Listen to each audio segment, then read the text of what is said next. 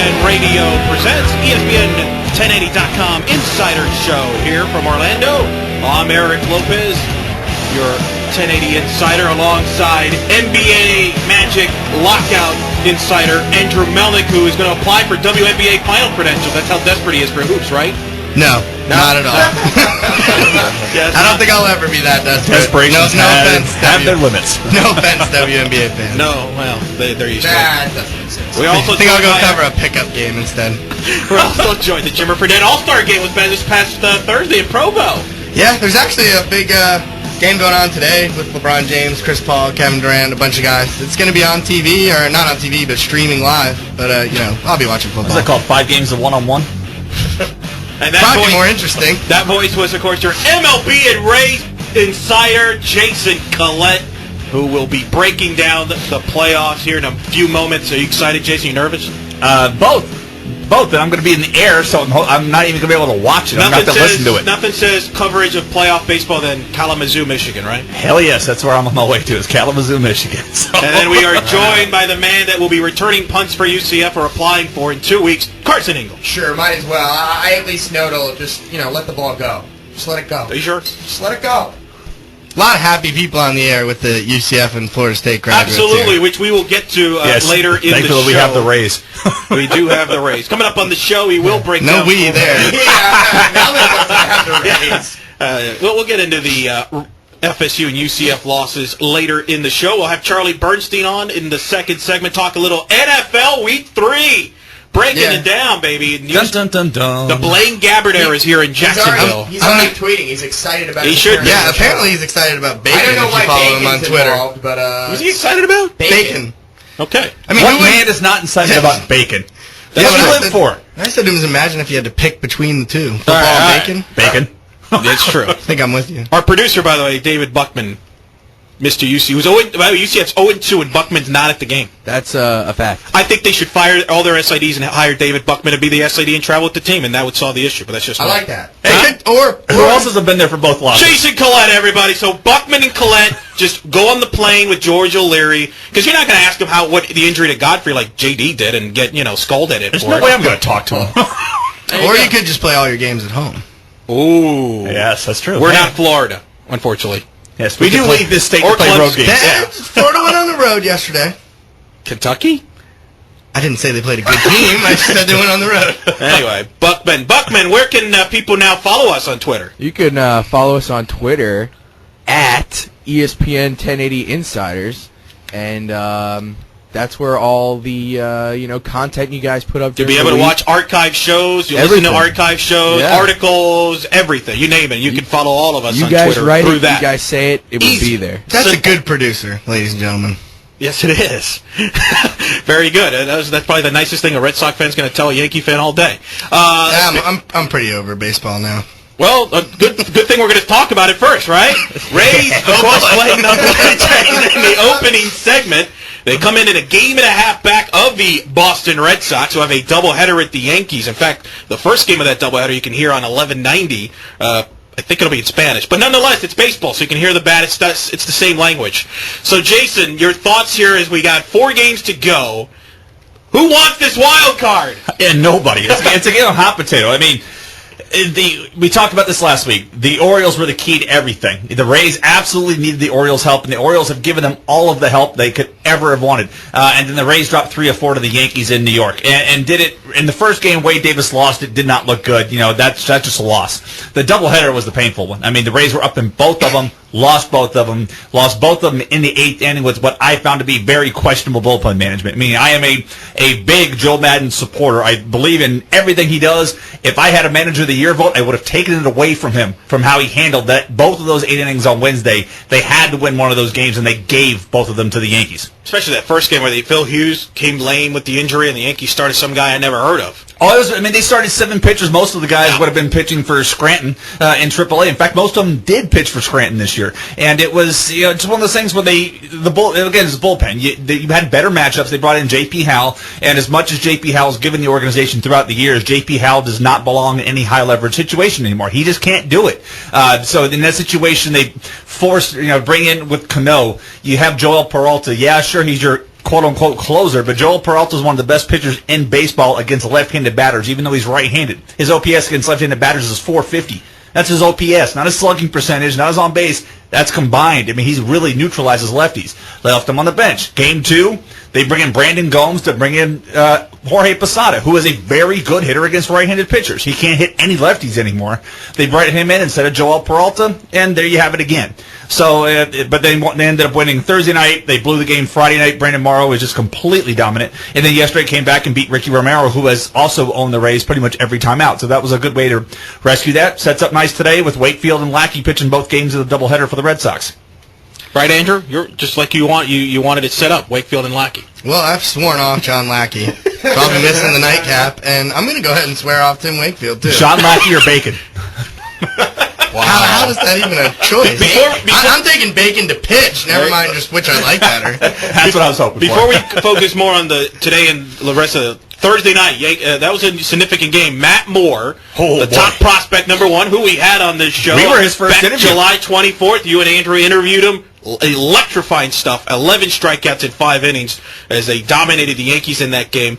I mean, my goodness, that's where all the hype certainly was justified, wasn't it? Oh, yeah, people were saying, the Yankees didn't have a full lineup out there. I mean, if you tuned into the game late and saw Greg Golson and Chris Singleton and whatnot out there, or whoever it was at the time playing, yeah, sure. But you look at the early lineup, Teixeira was in there, Jeter was in there, Andrew Jones was in there, Posada was, they had 4 other really good veterans, and they were 1 for 9 with 7 strikeouts. Moore was really impressive. I mean, you got to look at it, and it wasn't just fastball. His curveball was breaking from shoulder to ankle, and his changeup was what really set him apart. Guys were swinging and miss. He had 18 swings and misses in 5 innings. He struck out 11 Yankees in 5 innings. The last time you look at a guy who's been able to do anything like that against anybody was Randy Johnson. So, and that made he only threw 84 pitches and had 11 strikeouts. Randy Johnson, Steven Strasburg, the only 2 guys that come to mind that have been able to do that much with that few pitches. Can he be the ace of this team in 2 years? Could he be better than Hellickson and Price? I mean, compare him to Price and Hellickson at this point in their careers. Moore was better when he came up than Price was when he came up with the Rays. When Price came up with the Rays, he was a thrower. He was all fastball, all slider. The change that you see now with Price didn't exist when he first came up. It didn't exist when he was recalled in 2009. It only started showing up later last year, and that's what's made him actually a better pitcher this year, despite the 12-13 one-loss record. Understand that in his 13 losses, he has 18 runs of support. The guy gets absolutely no support. Hey, Eric, we talked about it. This week, you come on the 1080 Insider Show, good things happen. You got good karma. And Matt Moore came on the show, and boy, that was good karma for the Rays. Could have used it. They grow these guys on trees now. Oh, and then look at last night. I mean, think of last night. Jeff Neiman gets yanked out in the first inning because he's got nothing. Alex Torres comes in. Alex Torres throws 5 innings of shutout baseball, 1 hit, 5 strikeouts. I mean, we're just carving through the Jays lineup. And it's another guy. And this is a guy that's pretty much considered an afterthought. And now with that kind of effort and that kind of situation, that gives the Rays like 8 guys. When you consider the 5 they've got now, Alex Cobb, Matt Moore, and Alex Torres. You have 8 guys that could open up a rotation for any team in baseball right now. Jeff Neiman's a complete afterthought now. Yeah, pretty much. I mean, he's going into arbitration. The problem is, people, maybe you want to trade Jeff Neiman, but this is, he's had 2 or 3 DL stints, and every now and then he goes 2 or 3 months. 2 months looking good, then starts to fade, and then he'll get hurt. Right now, if the Rays happen to make the postseason, you start looking at who's going to make the postseason roster, who doesn't. I don't know how you make the case to put Neiman on it.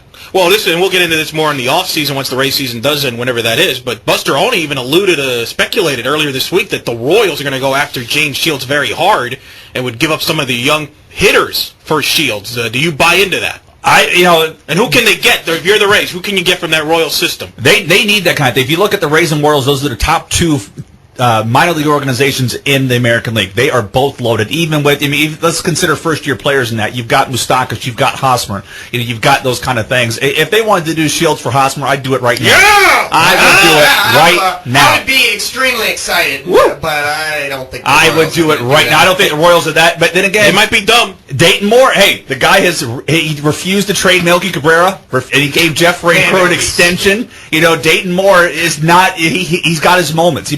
Cabrera, I think that was more of an afterthought. And Lorenzo Cain was there. He could have come up. Cabrera, they pulled him off the scrap heap. He has a career year. Yeah. And they keep him instead of trading the guy. Now they got to offer him arbitration to keep him around. I hope he does it again. Who knows? But, if Dayton Moore called up and said, hey, I'll give you Hosmer for Shields, I wouldn't even think twice. No, done. That'd be a heck of a cleanup guy right behind, hitting behind Longoria, boy. That could be what they need for next year. All right, so we're down to 4 days. Red Sox, Yankees, doubleheader today. Let's bring in our Yankee fan, David Buckman of the American League East champions and best record in American League, the New York Yankees. Let's go, Yankees. Buckman, what do you expect here? What are the Yankees, how are they going to handle this situation? Because the Yankees have a big say in who gets in. They got the Red Sox today for 2, and you got the Rays then in Tampa for 3 games. Give me your thoughts. My thoughts are, I'd like to see the Rays in the playoffs, obviously before the Red Sox. I mean, no offense to Melnick and his rivalry or not, how would you not want to see the Red Sox in right now? Well, any team would just wipe the floor with them. I mean, there's that, but let's put it this way. Look how the Yankees have handled the Rays all year long. I mean, this is now the 3rd straight series that the Yankees have taken from the Rays. That has not been a matchup problem. Still, until today, now the Red Sox and Yankees, I think the series record is 5-11 in favor of the Red Sox are 11-5 against the Yankees this year. So if you look at it from that perspective, I think I agree with Daniel. Yeah, if we were to move to the, American League Championship, I mean, I would rather take on the Rays any day. In fact, the team that I'm most scared of is probably the Rangers still. Who could be your first-round opponent, which we'll get into in a second. But what do you expect from today? Yankees, Red Sox doubleheader. Are they gonna let the Red Sox win a game or 2 here? Or are they gonna try and sweep them? What do you expect? We had this sort of similar situation a few years back where we swept them 5 games in a row in a series. So I say we could do it again. I mean, my only concern is I think you have to try very hard. my only concern is getting to the playoffs and having a 3rd starter. That's really my only concern. Well, that's a good segue, Jason. Let's briefly mention a couple of playoff teams since the playoffs do start next week. The Yankees have the best record in the American League. Sabathia will go game 1. They found a number 2, Ivan Nova. Is he the key in the Yankees getting to the World Series or losing the first round? Is he the difference how he pitches in the playoffs? It has to be. Understand Ivan Nova, the great win-loss record comes with a ton of run support. I mean, this guy's getting 6 runs a game. So the key for him is he's got to pitch as he did against the Rays the other night. Pitch to the big part of the ballpark, keep the ball in the park. He does kind of leave the ball up. I would fear for him pitching a game in Texas. That's not a good place for him, but he's done. As long as he can pound the strike zone, work it up, work it down, change eye levels, and make guys hit all these lazy fly balls they've been hitting lately, that works for him. But he's a guy that absolutely needs that run support because he's not a big swing and miss guy. He is going to put guys on base. Texas and Detroit, they're battling for the 2nd best record, which obviously is a difference because one's going to play the Yankees, the other one's going to play either the Red Sox or the Rays. Your thoughts on those 2 teams? With Buckman, I really like the Rangers when they're full strength with Nelson Cruz, with Beltray. You've got Josh Hamilton, you've got Michael Young, who's hits 200 hits in his sleep. The pitching staff, you C.J. Wilson, Lewis. The back end of the bullpen is really solid. It's a really, really good team when they play at home. They are very good. They had their problems at home last year. The Rays, you remember, took games 3 and 4. At Texas last year, and that was the first. It took them, that was supposed to be one of their first home playoff wins in something like 10 seasons, and then they lost those 2 games, and it took them until the ALCS to actually win a home game. So, but they're a better team this year than they were last year, I think, even without Cliff Lee, because the offense is that much better, and Adrian Beltre on your infield defense as the best defensive third baseman in baseball really helps as well. Last question: do the Rays catch the Red Sox? Yes. Wow! Today. Well, with Lackey and Wakefield pitching both games, those doubleheaders, at the Yankees, they put their real guys in there, just going to hit the ball all over the place. It's Wade Davis versus Brett Cecil today. Rays take care of their business; they absolutely have to do it. And the Yankees sweep the Red Sox. It's a whole new series on Monday. Should be. We'll see what happens there. Worst case scenario, they're a game back in the loss column, and that's if they lose. Yeah. And the fighting Showalters are still in play, baby. They're just winning a series against the Tigers that gives them winning series against the Angels, Tigers, Yankees, and Rays this month. Good for them. All right. We'll see what happens develops. We're going to take a break. When we come back, we're going to switch gears. We're going to talk a little NFL. We're scheduled to be joined by Charlie Bernstein.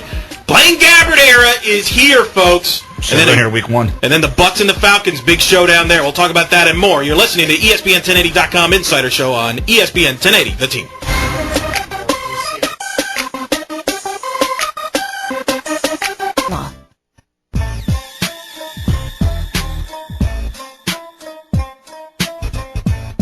And welcome back to ESPN1080.com Insider Show on ESPN 1080 The Team. Eric Lopez here alongside Andrew Melnick, NBA and Magic Insider. Carson Ingle, Jason Collette for one more segment before he flies out to beautiful Kalamazoo, Michigan. People be waiting on the airports for autographs. I know you guys are jealous that you're not going to Kalamazoo. I am. The airports, he's taking the private 1080 jet. I know. Whoa. Right out back here. Oh, that's comical. Why not? UCF should hook them up. I mean, they're going to hook them up after their last performances. We'll get into UCF Florida State losses next segment. Pass. Later in the show. Buckman, our producer, the People's running back, working on the content as we speak on the Twitter. It's we're all over the place. Do we got Charlie on there, Bucks? Yes, we are now joined by our NFL insider, Andrew. The man who knows it all is now on Tuck and O'Neill every Friday breaking down the Jaguars, but on Sundays he's breaking down the NFL. Mr. Charlie Bernstein. Charlie, good morning. He's our bacon insider now, too. Bacon. Loves bacon. Who doesn't love bacon? Hey, who does not love bacon, guys? Yeah, break it down the NFL. A little disappointed that I didn't get to use the 1080 jet to get to Charlotte, but Collette gets first dibs. I don't know why, but he just does. Everyone loves Collette. That's why. Bigger. I'm older. More veteran. Respect your elders. He's done two. He's done the 1040, 1080. Charlie, let's get into Charlotte. Blaine Gabbert era begins today against Cam Newton. Clearly a move the Jaguars was going to make after the great performance by Luke McCown last week. yeah, I mean, it really was the only move that the team could make. McCown has one of the worst statistical performances in years by a quarterback, and it really wasn't even about that. We all knew in the preseason that Blaine Gabbert would be the starter for the Jaguars at some point in the year. We all knew that they weren't really a playoff caliber football team. I think they kind of realized that after last Sunday, and, well, why put off the inevitable? Charlie, I'm wondering, I don't have a lot of faith in my Bucs today playing the Falcons, even though they're at home. Do you see any reason to think that Tampa could win this game? Yeah, Tampa's a 1-point favorite in the game, which it scares me. Yeah. Because I think I know, everybody in the studio knows, and most of the listeners that don't have their heads buried in pewter really know that Atlanta's a much better football team than these Tampa Bay Bucs. Agreed. But when you have something that looks a little too good to be true, like an Atlanta +1 bet, it usually kind of is. Now, Tampa can win this game. Atlanta hasn't been that great defensively.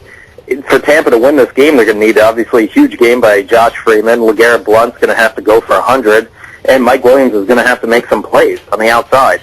It's very possible Tampa wins this game. I picked against them.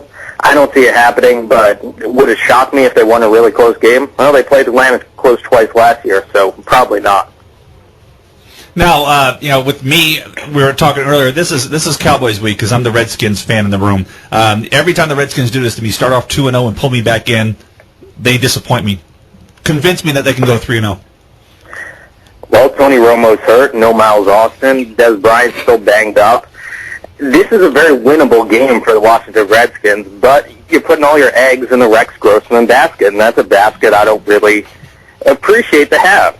Amen, brother. The Redskins play kind of old-school throwback football. They're what the Jaguars want to be, at this point in the season anyway. They run the ball pretty well. I think Tim Hightower is going to have a really nice year there. They play good defense. The front seven's been good for a while, and a lot of people don't really realize that. They played a lot of close games last year, and they just kind of came out on the short end of the stick due to poor quarterback play. Well, once again, you're banking on Rex Grossman. Rex has the ability to be a pretty good quarterback in this league, but hasn't shown the consistency to do it week to week. He didn't play a great game last week, but they found a way to win. He's going to have to play much better this week on Monday night for them to pull off the victory and go 3-0, but it's possible, and I think it's a 5.5-point spread. I like Washington against that number, certainly. Let's go back over to the AFC South. For years and years, all we've said is Houston is, this close to becoming that team. And what we really thought is they needed help in the secondary. They did it in the offseason. Daniel Manning, Jonathan Joseph, first in passing yards so far, but opponents' passing yards. A little deceiving, of course, when you play Kerry Collins and Chad Henne. But today is the real test for them. They're playing Drew Brees and the Saints in New Orleans. How do you think that secondary is going to fare against Brees? No secondary looks particularly good against the New Orleans Saints, Drew Brees. A lot of people haven't talked about it yet. This could be a possible Super Bowl matchup. I mean, realistically, I picked New Orleans to get there. I did not pick Houston to get there. But they look the part, at least through the first two games. I mean, the Indianapolis game, supposed to be a tough game, obviously. No Peyton Manning. They took care of business. They did what they needed to do. Miami's a pretty decent football team, and they went down to South Florida, didn't play a perfect game, and still won convincingly. this is a really good Houston Texans team. But like everybody else, I have to see it to believe it with these guys. And if I see something like them go into New Orleans and come out of there with a win in any, way, shape, form, or fashion, I'm going to be ultra impressed with these guys. And, I think the rest of America should be as well. Saints are given 4 points in this game. Kind of like the Saints to win by a touchdown. We're speaking with Charlie Bernstein, our NFL insider here on ESPN1080.com Insider Show. Charlie, we're through 2 weeks of the season. What has been your biggest surprise so far in the NFL? Biggest surprise. If you recall last time I had on, I was, singing the praises of Ryan Fitzpatrick of the Buffalo Bills. Mm-hmm. And they're 2-0 right now. Now, if you ask me at the end of the day if Buffalo was 3-0, that would be by far my biggest surprise. Don't think the Bills get it done today, but they're a really nice story. We kind of saw the Detroit Lions coming. They haven't really played a tough game yet. It'll be a little bit tougher today on the road as they go to Minnesota. Even though Minnesota is not a great football team, it's still a mental hurdle they have to get over, which is, playing with expectations and winning a tough division road game. Maybe Washington is a surprise. I didn't really expect them to beat the New York Giants. And I didn't expect them to play a really bad game against Arizona and still find a way to win. So maybe the Redskins at 2-0 is a pretty big surprise. A lot of people say Kansas City after winning the division last year, then starting out 0-2, just getting bombed in their first 2 games. We were all over that. You could see Kansas City coming a mile away. Matt Castle's a fraud. And, that's basically all you need to know about them. Really biggest surprise, probably Washington Redskins, I would say. Yeah, I think Andrew Luck needs to start packing his bags for Kansas City because, now without Jamal Charles, I don't know. It's not inconceivable to see the Chiefs going 3-13 this year at a minimum with that. But with getting back to Detroit, I agree with you there for the most part. Although I don't know going into Minnesota, I don't know if Donovan McNabb makes it out of this game today with the way that front line plays with Detroit.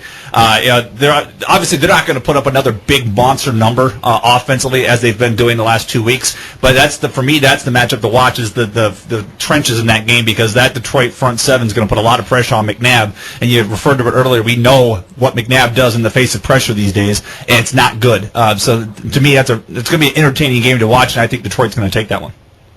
Yeah, I agree with you. I think it's going to be a tight game most of the way through, and then Detroit will pull away at the end. But yeah, the trenches is going to be where the game's won or lost. Detroit's first mission on defense, you have to stop Adrian Peterson. You can't let him go nuts. Or else Donovan McNabb might actually look like an NFL quarterback, which he hasn't really in about 3 years.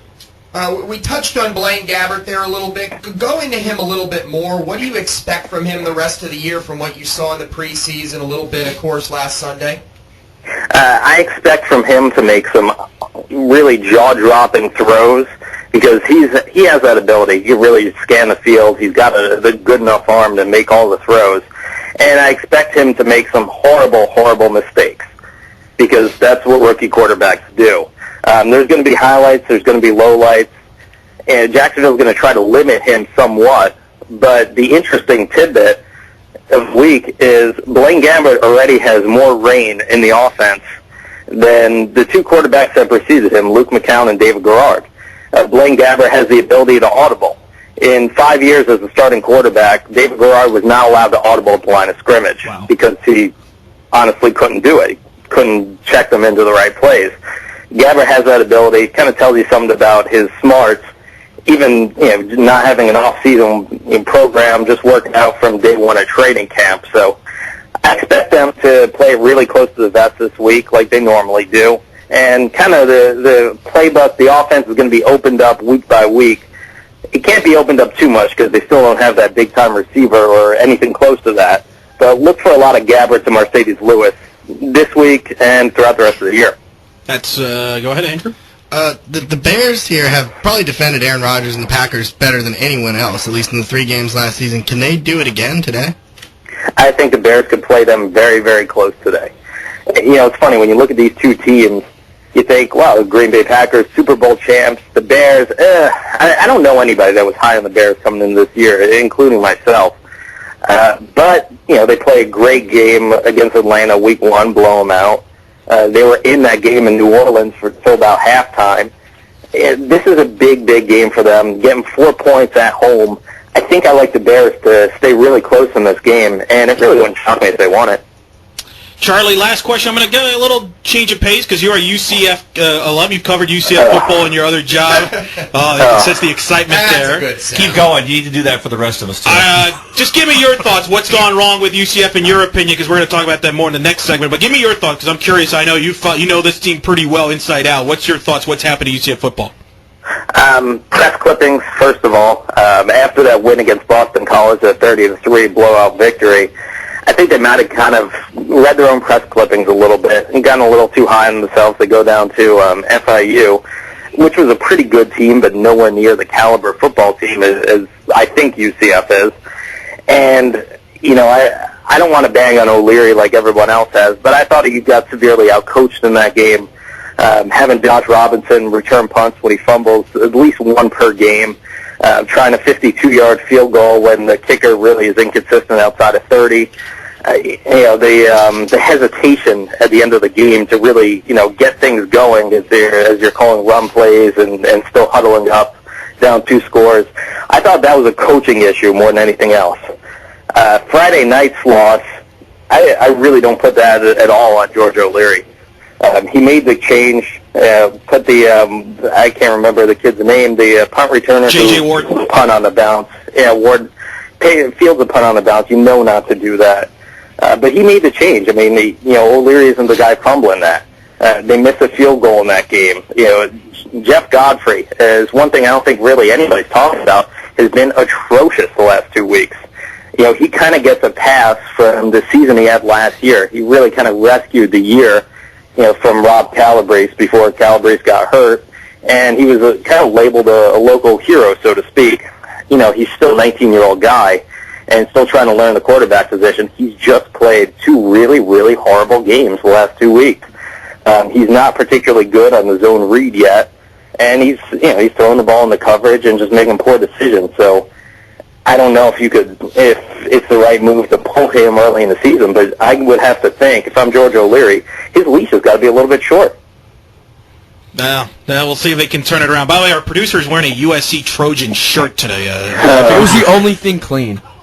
Laundry day. I like that excuse. Cleaner than how USC played last night. Lane Kiffin, that was atrocious coaching last night, wasn't it? I mean, that team was not prepared in the first half.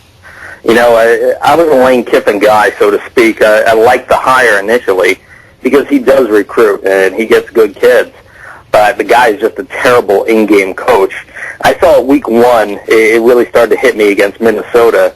They were dominating the football game and trying 2-point conversions after touchdowns and just stuff that you're not supposed to do. The next week, his coaching, he missed on a few opportunities near halftime, poor clock management. And then last night, he looked thoroughly outclassed by Dennis Erickson. That's not a good sign when you're getting outcoached by Dennis Erickson. No, it's never a good sign. And the thing is, USC has players. They have good football players. They do. They're just not well coached. It's they've got better players than Arizona State, and I don't care if they're playing in a sandstorm in the desert. Matt Barkley should be able to win that game, and I don't think he's getting the requisite coaching there. And I think Lane Kiffin, as a USC fan growing up, I said this last night to my wife. I said, you know what? I would like USC to lose every other game this year except Notre Dame, just so we could get Lane Kiffin fired. Wow! There you go. On that note, very exciting days for Charlie Bernstein's college football teams, USC and UCF. But he is our NFL insider. You can check him out on Twitter. Where can they find you on Twitter, Charlie? At NFL Charlie. Join the legions of followers. Awesome stuff all day long, all week long, for the rest of my life. So. And Jags Nation as well. Charlie, have a good Sunday. We'll catch up here down the road. All right, have fun, fellas. Charlie Bernstein. That was the best synopsis of the last 2 games of UCF that I've heard from anyone. That was spot that's on. why I asked him. Fair, accurate. That's why I asked him. And you can also hear him on Tuck and O'Neill every Friday around the 4 o'clock hour to break down the Jaguars. All right, we're going to go to break here. And when we come back, we're going to go more in depth. UCF. Jason is going to just blow off UCF and then leave. Literally a walk-off yell for Jason Collette. Drop the mic. Boom. Walk-off rant. Pipe bomb. It's coming next from Jason Collette. You're listening to ESPN1080.com Insider Show on ESPN 1080 The Team.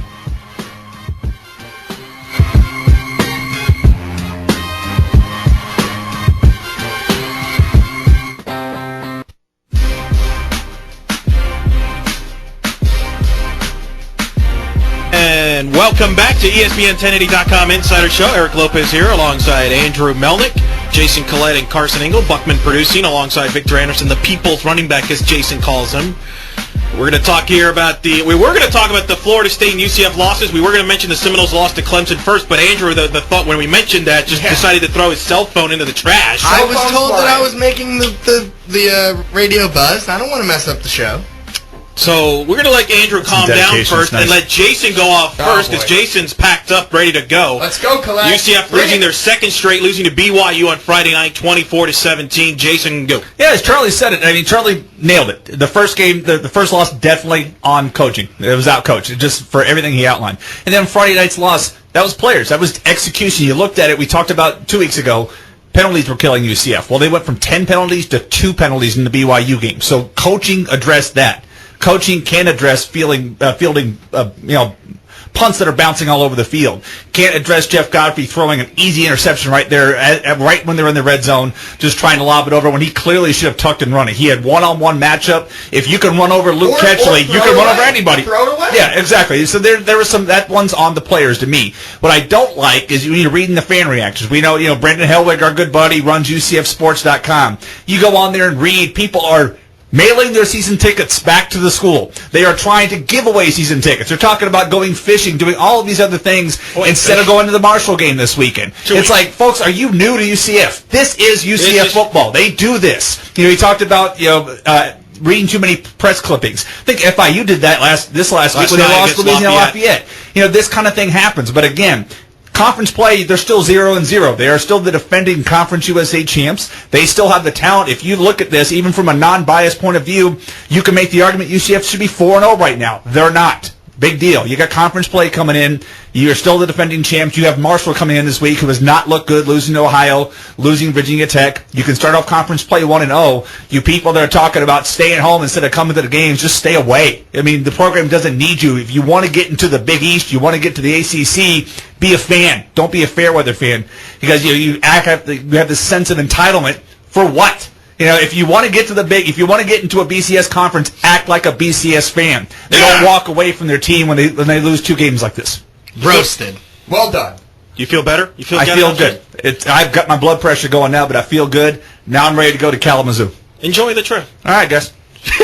Wow, that's Jason Collette, just right there for the UCF If you guys didn't believe us, he's literally walking out to go to the airport as we speak. Oh, man. That's pretty good. So the Knights scores lose to BYU. The good news is they do, like you said, Jason mentioned, conference play starts in 2 weeks. And let's be honest, Knights fans don't want to hear this, but realistically, your goal should be to win the conference title. And right now, there's nothing better than the bye week for them. I think this is a point for them to reassess their season, get readjusted. That's the only thing they can do at this point. So the bye week does come at a good time. A couple of things people don't bring up. Godfrey's obviously struggled, and I agree with that, but I don't think Charlie Tapp has helped him with the way the offense is set up, going only 2 wide. See, my problem, the way they're using Godfrey, is they're trying to make him out to be this pocket passer. Right. That's not his game. They're not letting him do a lot of what he did last year, where he created on the run, he rolled out, made good throws, made throws downfield on the run. You guys see what Clint Trickett has done?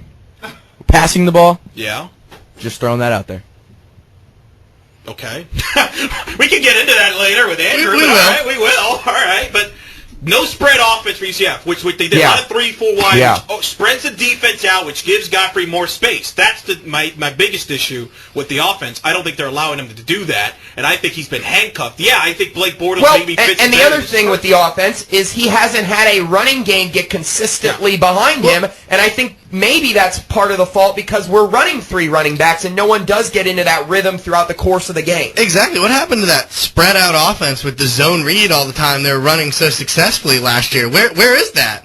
I barely saw it at all Friday night, and that's one of the reasons they had so much success last year. Yeah, everyone wants to peg it on O'Leary right now. I really don't think you can do that much. Maybe in the FIU game, Charlie had a good point there, but really, I would blame more, if you're going to go at a coach, at Charlie Tapp. Absolutely. I don't think him and Godfrey are on the same page.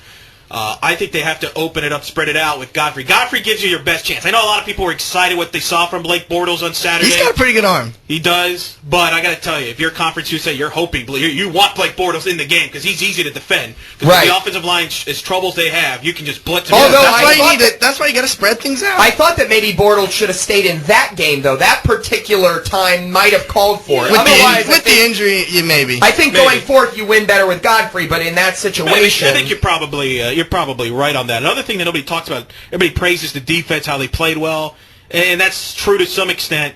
But they gave up 140-plus yards to a BYU running team that only That ran for hasn't 40. been able to run. Yeah. No, and they're going to face real offenses in Conference USA. Sure.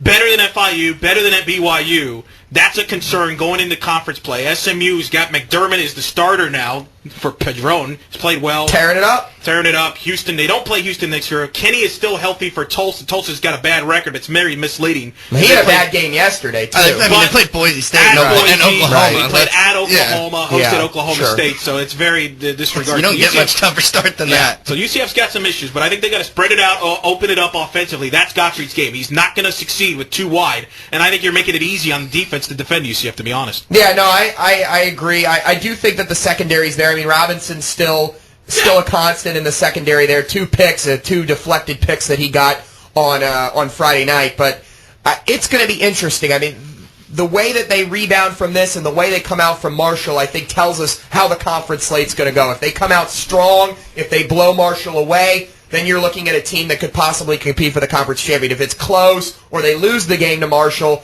I think that, the season's pretty much sealed in terms of, UCF's not going to get back to that conference championship There's a lot of game. problems if they're losing to Marshall. Yeah. Big problems. All right, Andrew, if Florida State loses the shootout with Clemson, 35-30, Sammy Watkins is a tremendous receiver for Clemson. Clint Trickett, as Buckman mentioned, played very well.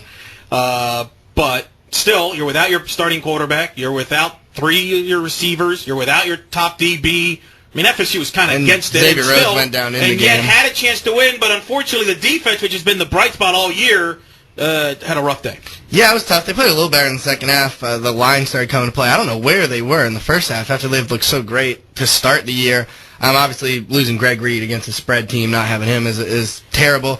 Offensively, though, it's really impressive what Trickett's done with no running game. They can't run at all. That's the big difference. Clint can throw. The passing game hasn't really suffered, but with E.J. Manuel, that's where their running game, I think, is going to have to come from with him healthy. He's the only guy who's been able to run the ball really for him this year, so I think they do need him back.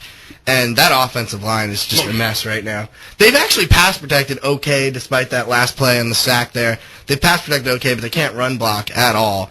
And there's, big problems. Just even yesterday, how bad the defense played, with some turnovers by the offense. If they don't commit 11 penalties for 124 yards, including, down 7-3, they go to block a punt, get a roughing the punter, 50-yard bomb a play later. The play after that, Clemson's up 14-3. Yeah, down by 4 in the third quarter, 21-17, 3rd and 8. You sack Taj Boyd, get a face mask. They score a touchdown on that drive. I mean, that's 2 touchdowns that easily avoidable with just stupid mistakes. They had some of the same ones last week, some bad holding penalties, some pass interference penalties against Oklahoma. Really looking like an undisciplined team at the moment. And that's disappointing because that's been the problem for the last handful of years. That was, everybody blamed it on Coach Bowden in the last few years. Oh, he's past the prime. They're undisciplined. That was not supposed to happen with Jimbo Fisher. No, not at all. And it hasn't for the most part. They cleaned things up a little bit last year, and then maybe it's with so many new kids playing so many guys out. I'm not sure how to pinpoint the problem, but there certainly is one. And on the Sammy Watkins take, Florida State's got a bit of a superstar freshman of their own at wide receiver in Rashad Green. That guy's been incredible. Yesterday. 5 touchdowns so far this year. By the way, I'm a Florida State guy for 25 years, right? I followed Florida State 25 years football, and for 25 years, FSU still can't cover a tight end. No, they can't. Now, this one may be an exception because Dwayne Allen's the best tight end in college football. Sure. Potential first-round draft pick. Thought they'd use Christian Jones, the big linebacker that probably a lot of you are familiar with from Lake Howell, to cover him one-on-one, and they really didn't. They did at times. I'm a little surprised because he's probably one of the only guys big enough, physical enough, and fast enough to actually match up with him. I think people should not overreact. I know a lot of people are going to say Florida State's overrated and they're disappointing. They were a little bit. But they're not one of the 5 best teams. I don't think I agree. But I don't think too many teams are going to beat Oklahoma and Clemson at Clemson back-to-back weeks. What's unfortunate about it is, we know Clemson, okay? They have the talent to win games like this, but they're always going to drop one. And everyone talked about a bad day for the ACC yesterday with Maryland losing, NC State losing. I think that this getting blown done. Temple. Miami losing to Kansas State. I think that this game was also on that list of bad for the ACC, because you know that the ACC wants Florida State to be that charter premier team in the league. They don't want Clemson to be that team. No. And so I thought that was also, bad for the league as well. Blame John Swofford. Why are you scheduling Florida State to play at Clemson a week after an emotional, physical game against Oklahoma? While Clemson... You can even say the same thing for Clemson, too, though. Yeah, but they've been at home the entire year. I know, but they had to play Auburn, and then you give them this game. Let's give our teams a chance in this conference. Spread things out a little bit. That's what's the problem with the ACC. You know FSU and Clemson has the best talent in that division. Wouldn't you want to save that game? Save that game for November. Yes. But that's why... It's when it was last year, and it wound up, essentially being a de facto an Atlantic Division championship game for the most part. Well, hopefully FSU's season doesn't fall apart like my microphone is. So that's happened to me before. It's happened. Quick word: Florida dominates Kentucky. The good news is for both schools, Florida's playing well, and if you're Kentucky, hey, 2 weeks away from Midnight Madness, so that's exciting, very exciting. But Florida finds out for real now what real college football is about the next 2 weeks. Yeah, the Tide looked pretty good yesterday, stuffing an Arkansas offense that's been great since Bobby Petrino's been there. Yeah. Scored 14 points. I think he had under 300 yards of offense. We're all laughing because Eric's having to hold his microphone. That's broken here, by the way. But doing a better job than UCF punt returners are handling stuff. Maybe she should be back there just a fair catch. I don't know. Yeah. But yeah, the Tide have looked fantastic. They got Trent Richardson going. That defense is, it's tough to figure out which one's better, LSU or Alabama. Florida, Alabama, from the Swamp. I'm excited. Next Saturday night, we'll have coverage of that on ESPN1080.com. We'll have a pregame podcast for it, and, of course, video from the game. Yours truly, Carson Ingle, a cast of thousands will be covering that game next week, so check the website for that and more. So, that'll take a break. When we come back, little USC talk, 135. Bones. We hope to be joined by Brian Wininger. He still has a job here at ESPN 1080. That and much more next as you're listening to ESPN1080.com Insider Show on ESPN 1080, the team.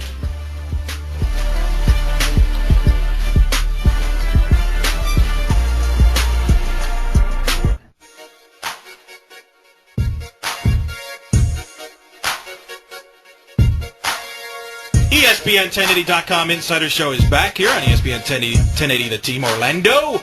Eric Lopez here, your ESPN 1080 Insider, alongside Andrew Melnick, your NBA and Magic Insider. Andrew Melnick is now a Brad Keselowski impersonation insider as well. That was fantastic stuff during the break.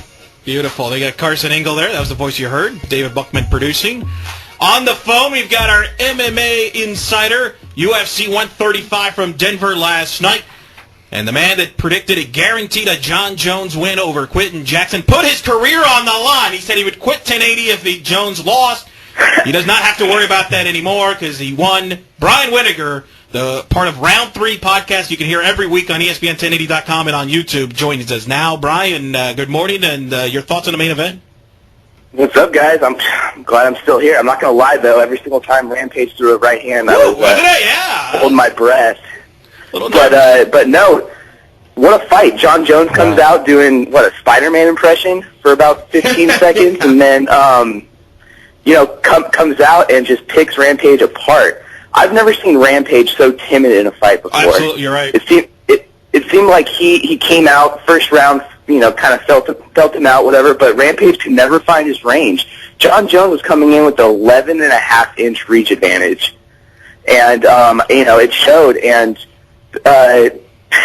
give credit to Rampage, man. He hung in there, but he was definitely tested, and by the end of that fight, he knew that that John Jones was something he's never fought before. Yeah, Brian. I thought that Jones. I thought that Rampage was just sort of sitting back, looking for that one punch. He knew that was his chance to win the fight, that one punch, and if he could stay in long enough against Jones and find an opportunity to strike that, then he would possibly win the fight. But just talk about Jones's performance overall, the different things he was able to do. I mean, we saw him do that spinning elbow to the face at the end of round 2. He took Rampage down at one point, was able to throw him against the cage, and that cut Rampage. And then at the end, of course, pulling off just shows his versatility as a fighter with that submission, the submission choke in there to win the fight. Right, and that's his unorthodox style, kind of like you have no idea what's happening next. I mean, at the end of that third round, how he pulled guard and went to his back at the end to try to get a triangle choke in there, and it was like, who does that? But yeah, you're right. He was, it was kind of scary. He was doing his best Anderson Silva impersonation, keeping his hands down, kind of putting on a show there, which was kind of scaring me because, let's face it, he's not Anderson Silva yet, but he's on his way there. But to your point about Rampage coming in with, his major shot was the big right hand knockout power, and between rounds you could hear his corner. Yeah, and you got to find your range, get in there. He just couldn't find his range because Jon Jones is so long, just picking him apart with those leg kicks to the knee and to the body, and he pretty much just broke Rampage down, something that not everybody has done before. Yeah, and it's not going to get any easier for Bones. It looks like we're finally going to see the fight we were supposed to see a couple months back with Rashad Evans. Yeah, and that's the thing that Dana White's been saying. Like, now Jon Jones has arrived. Okay, he's defending his title against Rampage, but you're right. This next year is going to show us who Jon Jones is. He's got Rashad Evans in waiting, and he's got the winner of Shogun and Dan Henderson coming up, and you guys know that light heavyweight division, man, it's just churning out new superstar fighters. So if Jon Jones can escape this year undefeated, then the sky's the limit with this guy. Of course, we'll break this card down more on round 3 later this week. But Andrew, of course, he just wants to keep going. So go ahead, Andrew. What do you got? I got one more for you real quick. Have we seen the end of Matt Hughes now? He claims not, but I heard that. I'm not sure if I buy it. Right, but that's just Matt Hughes. I think Matt Hughes, it's like he's never loses the fight. He just doesn't. You know what I mean? He just beats himself, kind of thing. I think he's done. I think it's one of those things where, especially in the welterweight division, he's not going to fight for another title again, and I think he should hang it up. But another observation I want to make about the UFC in Denver, did you see all those heavyweight fighters getting gassed? That altitude really made a difference over there, man. It was, they got to do something about that. If they want to throw big heavyweight fights on that main event card, they better make sure it's someone who can take that atmosphere, because that Mark Hunt and Ben Rothwell fight, those guys were like laying on top of each other in the third round. Not a prettiest of cards, Brian, but we'll break it down more in depth on round 3 later this week. ESPN1080.com podcast. You can find it on YouTube. But Brian, I think our other producer, David Buckman, has a question for you. Non-UFC question. What do you got for him? Well, last week we had a little discussion about our thoughts of the UCF game. Just curious on your thoughts of the UCF game, and maybe your thoughts on someone else's thoughts of the UCF game. Man, UCF game was pretty brutal, especially going out to BYU on national television and leaving there. But I was just happy I was not in the same room as Carson Ingle or Jerry O'Neal, because it was a devastating loss, and I could only imagine. Yeah, what those guys were going through. I invited Brian to come watch the game with me, and I think that he wisely chose to not do so. Right, and then it was a pretty bad loss to BYU, but I'm just glad I was able to watch it from afar. Let's just put it that way. Beautiful. Thank you, Brian, for joining us. Brian Wininger will be on round 3 podcast. Plus, you and I, Brian, are going to do some special thanks for waking me up on Sunday morning. Well, No, I'm kidding. Hey, we got some Florida-Alabama content we're going to do on the site, right? Yes. It's going to be great. Yes, we do. We have Roger Franklin-Williams breaking down Florida against Ken Allen on the Tracy Dennis Show, breaking down Alabama. So Showdown, baby. That'll be pretty interesting. Oh, that's good. I heard them talking about that on Friday. Looking forward to this. Beautiful. So check it out, ESPN1080.com all week for Florida-Alabama coverage. Brian, go back to sleep now. Thank you. All right, guys. Thank you. Thanks, buddy. So that'll do it for the show here. What a way to end it up right there, ladies and gentlemen. A lot of show. Big show. Florida, Alabama next week from Gainesville. Arian Foster, take him out of your lineup. Take him out. You heard him. That's Andrew Melnick. For Carson Ingle, David Buckman. Go Yankees, right, Buckman? And Peyton Hillis is out, too. So. Peyton Hillis is out! Hardesty, Go pick him up Dolphins! immediately. Woo! Hardesty immediately. Hardesty. Have a good NFL Sunday, guys. ESPN1080.com insider show on ESPN 1080. The team. No fantasy at all, and then we just start eating.